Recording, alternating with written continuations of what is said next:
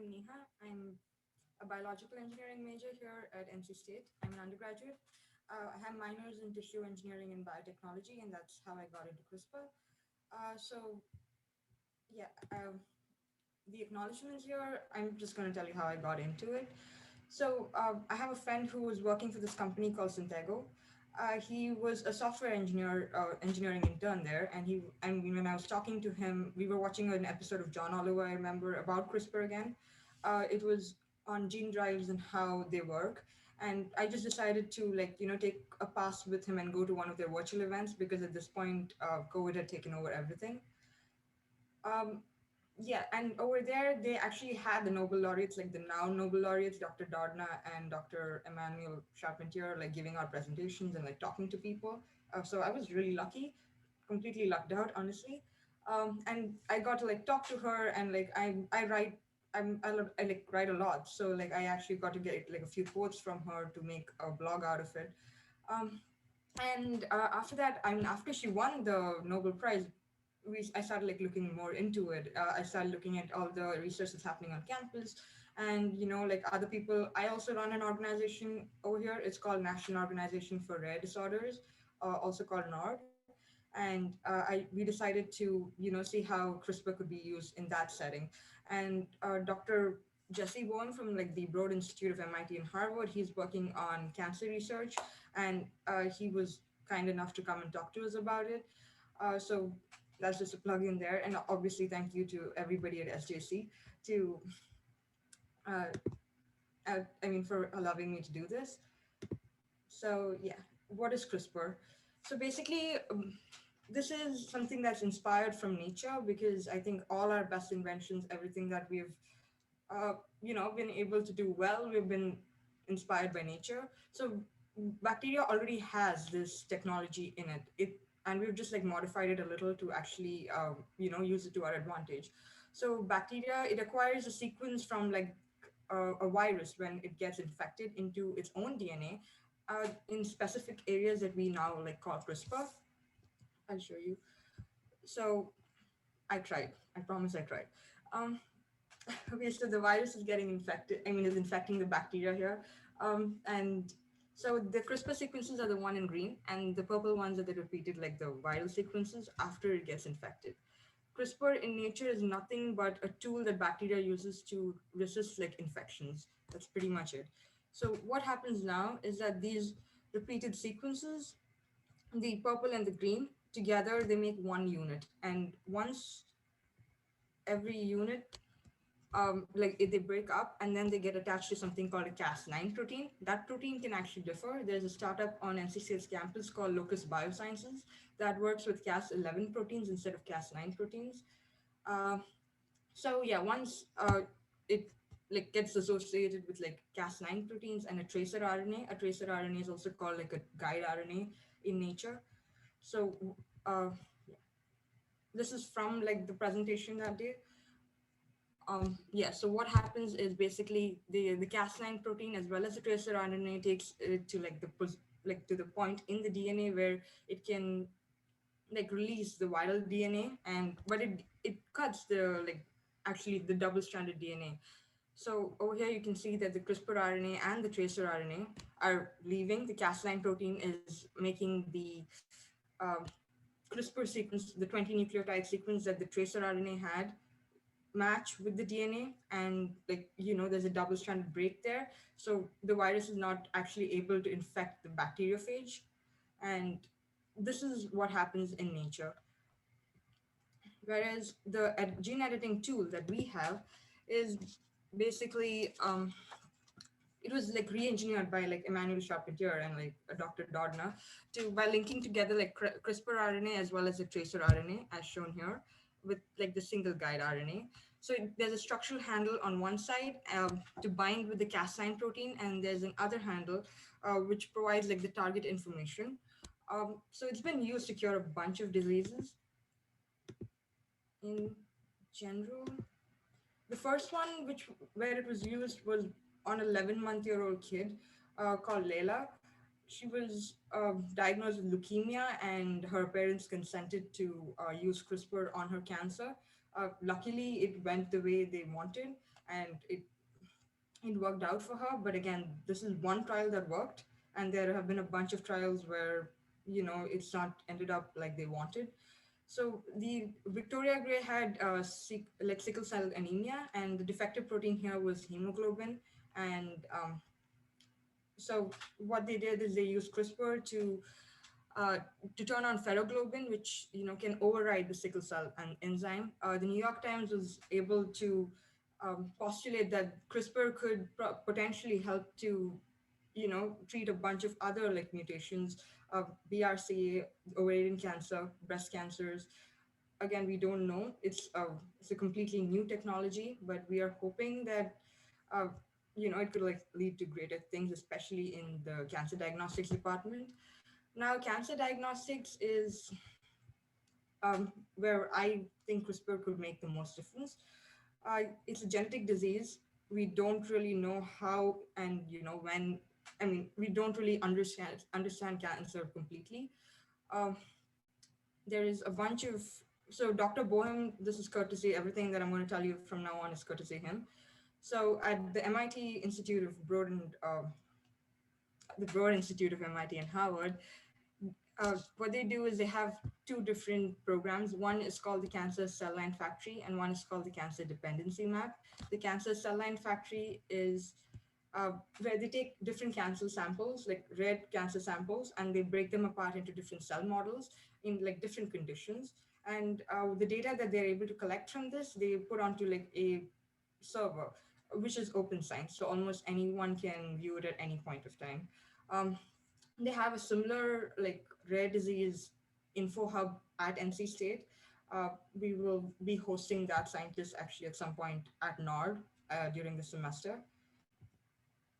So now the cancer dependency map, what they do is so they take the already like the established samples and uh, they make two. It's like a two-pronged approach. The first batch of samples, what they do is they are able to treat it with like various drugs.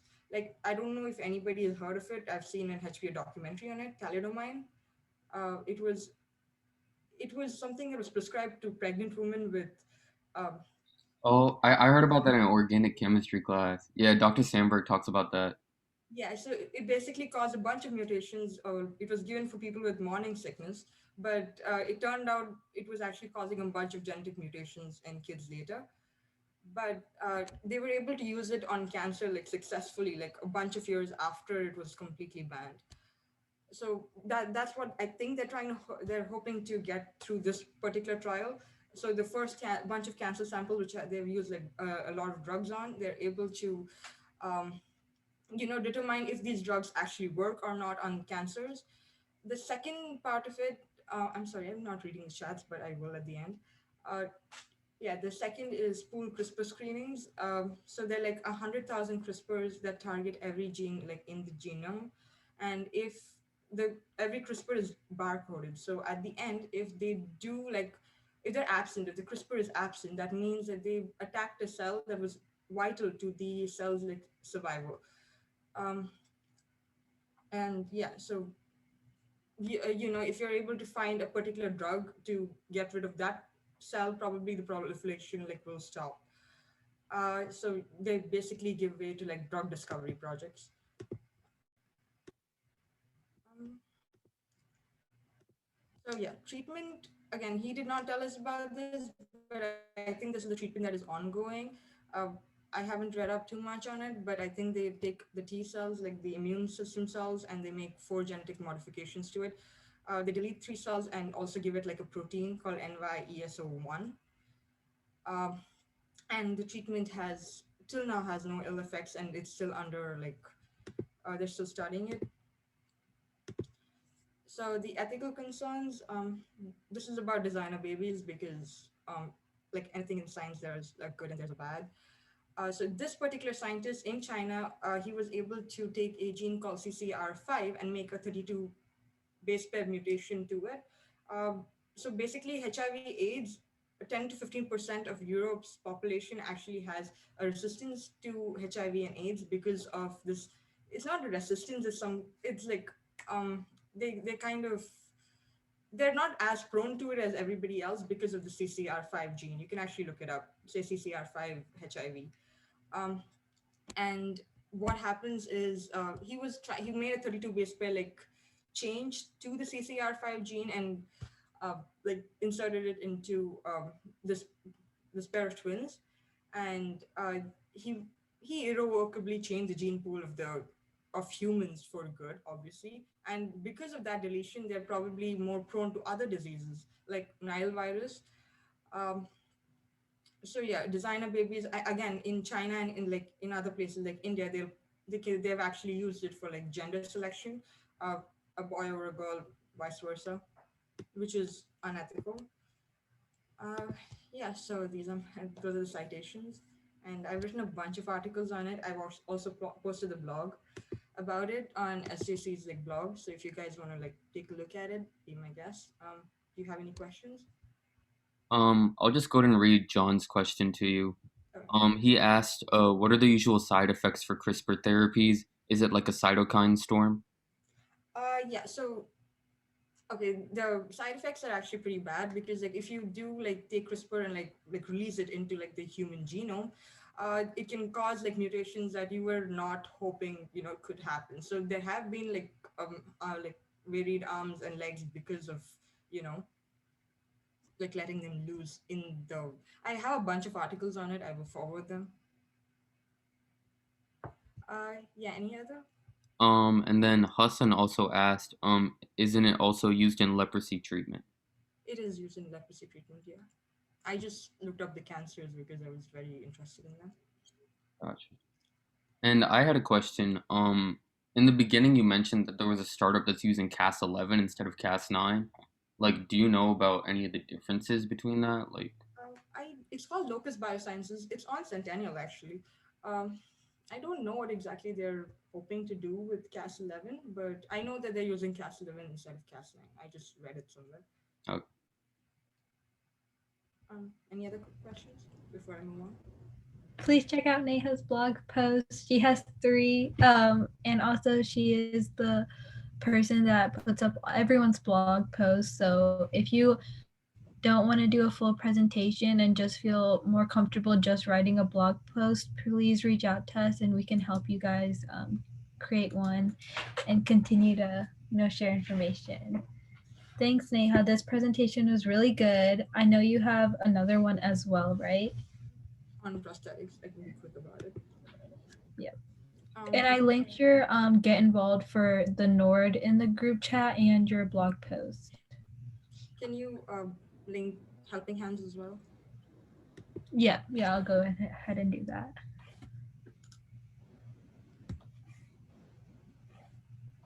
Right. Anybody else? Any questions? Just go ahead.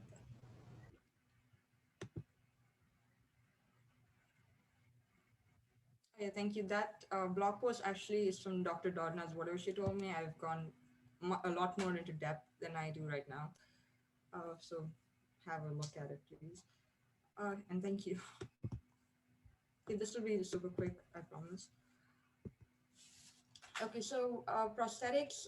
The reason I came up with this post is because I'm interning with this startup on campus called OpenGate Prosthetics. They're super cool. They won Lulu EDMs last time, and yeah, I so the evolution of prosthetics. Obviously, you have passive prosthetics, which are like non-moving like devices that restore like like appearance, and then we went on to like mechanical and like prosthetics that are controlled by a harness. The kind of prosthesis that we are developing is called a myoelectric prosthesis. Basically, what we do is we use electrodes that are embedded. Um, hold on one second. Something wrong with my computer. Right. So they embed like electrodes at the surface of your skin, and there are a bunch of signals that are like amplified. There are electrodes that are embedded at the surface of the amputee, and they have microcontrollers as well as internal like actuators, which if you're an ECE major, you probably know a lot more about this than I do. and basically they're able. The newest type of prostheses have a direct brain interface, so there are electrodes that are embedded in your brain surgically if you have like an amputated leg or hand, and you're able to control it via the thoughts that you have. Again, it's in its infancy. They have a long way to go, and so the problem with myoelectric prostheses is that they do not have. There's a lot of crosstalk between the electrodes that are embedded within like your muscles. So in order to completely eliminate this, there are two types. There is targeted muscle reinnervation and like implanted myoelectric sensors. The IMEs are they go much further into like the amputated limb than the TMRs do. You can see that here. The TMRs go they are at the surface, but the IMEs go much further and they have a lot more control than the TMRs. So user control is basically how comfortable a user is with his or her prosthesis. So there's a whole study of how like human beings they interact with machines, and that's called ergonomics. So how they use prosthetics and like integrated with the human body is called osteointegration. They use a titanium stud, and they screw in like the human bone to like the whole thing is made of titanium, and they're able to screw it into the human bone. And over time it actually like is able to it doesn't like reject the titanium stud. It actually becomes a part of the human body. It's actually pretty like interesting. um Again, my computer, you can look it up, osteointegration. So socket design. So why OpenGate is like different from any other like startup which deals with prosthetics is that they took up above knee amputees, and they decided that we should be able to make adjustable sockets for people with above knee amputations. So instead of making a different like socket design for each person, it should be easier to it's like buying off the shelf like um, prosthetic. So it is adjustable, and it's adjustable to different people for like above knee prosthetics. I There's an organization on campus which is called Helping Hands NCSU, which works with kids, and they usually have uh, yeah so they usually have a bunch of they work with children who have like amputations, and they make like upper limb prosthetics for them.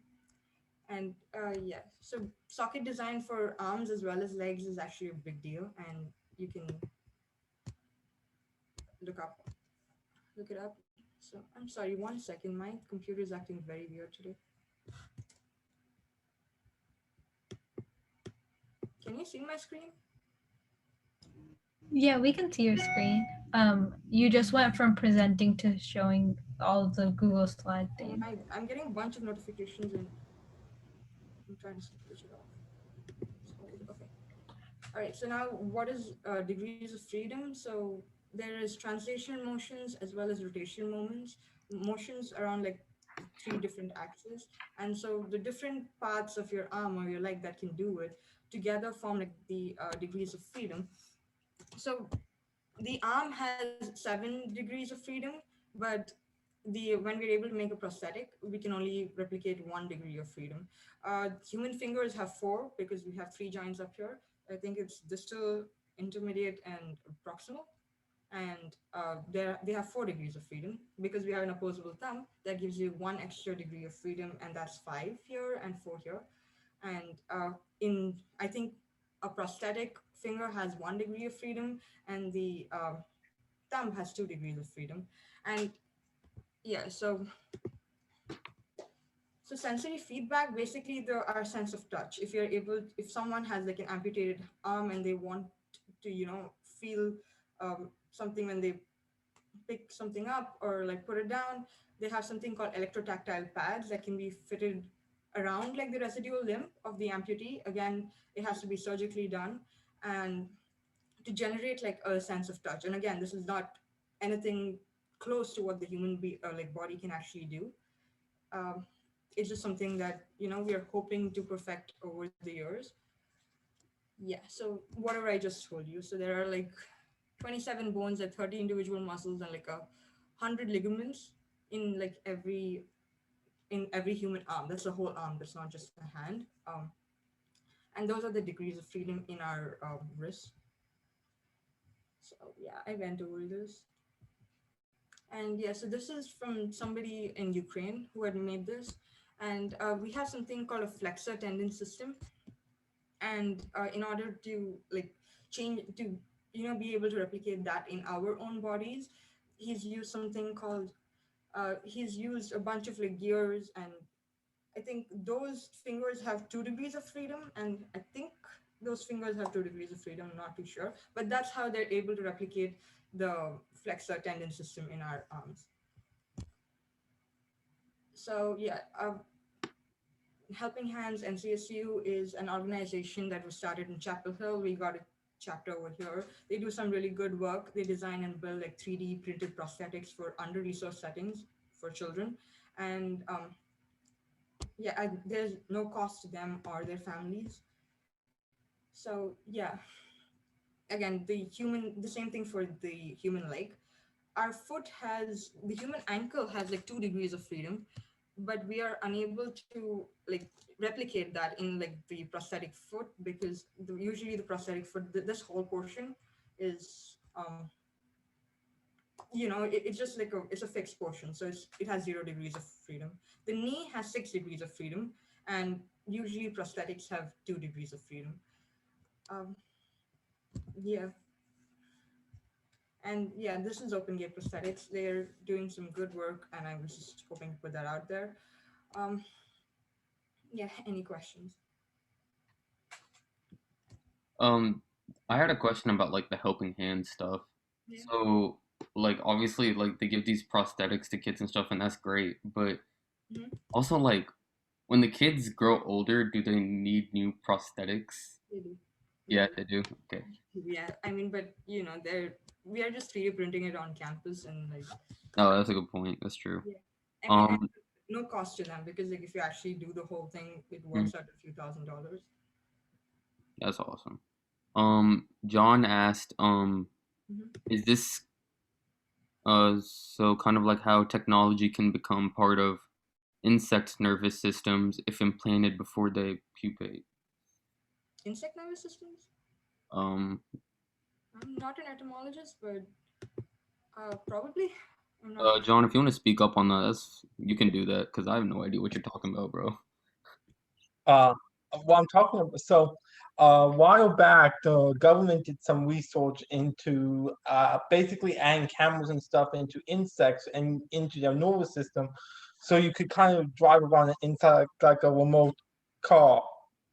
And one of the things they proposed was that, well, if you put in these chips to control these insects before they pupate, it might become part of the nervous system. And you were talking about the ossification and how that causes it to become part of the body, that causes the prosthetic to become part of the body. That's kind of what it reminded me of. Yeah, that's a good way to look at it, because osteointegration, titanium doesn't belong in our body and usually is rejected by an infection.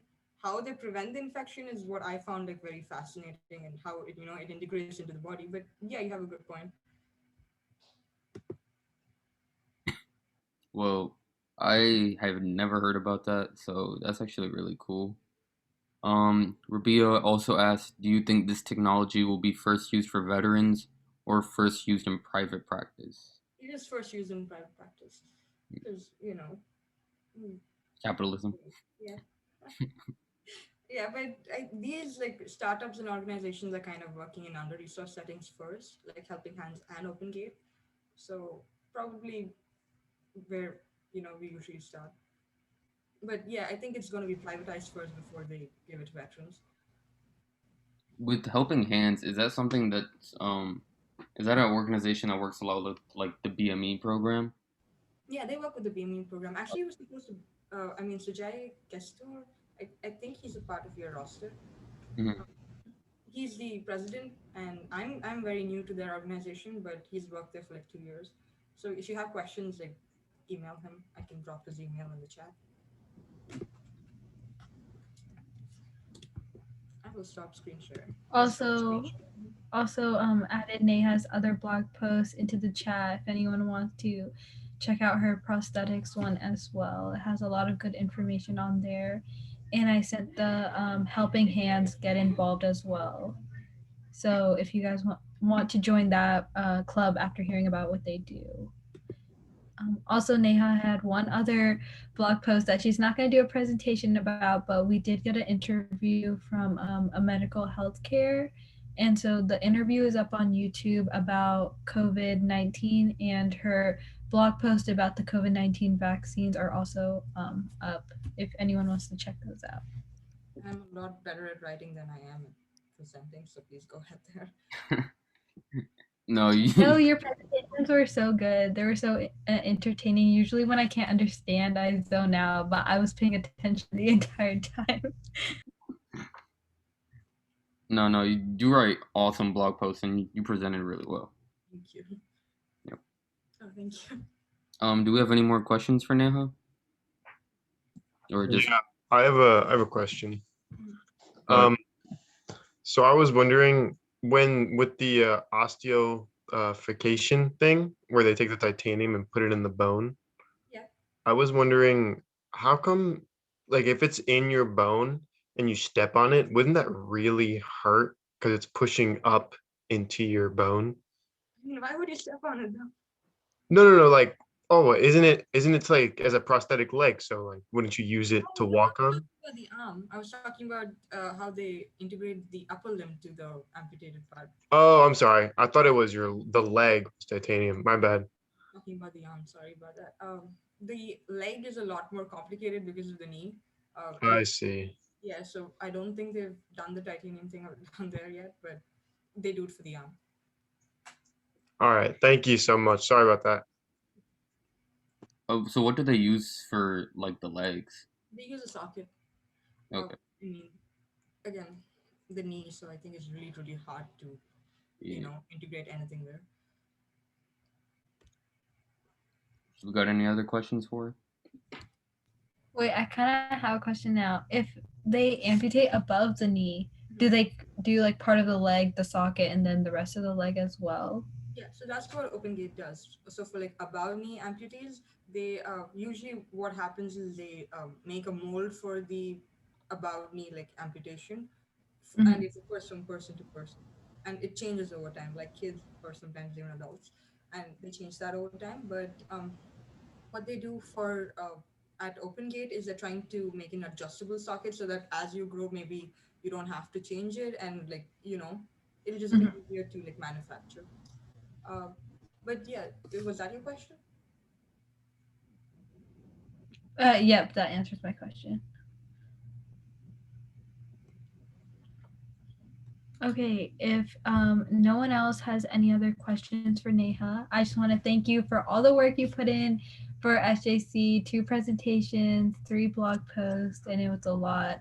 If What is great content? Yeah, honestly, really, really good presentations.